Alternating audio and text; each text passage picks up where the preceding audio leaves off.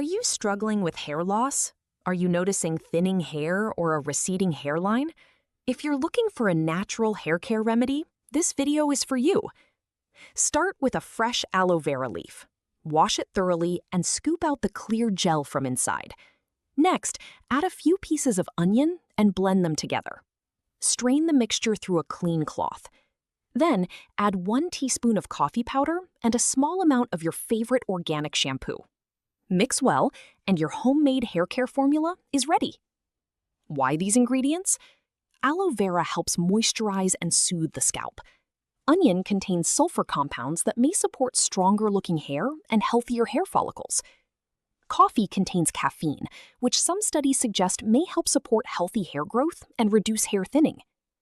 Use this mixture as a regular scalp wash and massage it gently into the roots of your hair. Remember, results can vary from person to person, and this remedy is not a medical treatment.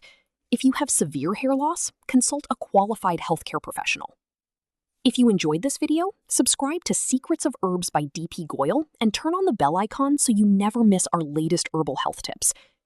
Disclaimer: this video is for educational purposes only and is not intended to diagnose, treat, cure,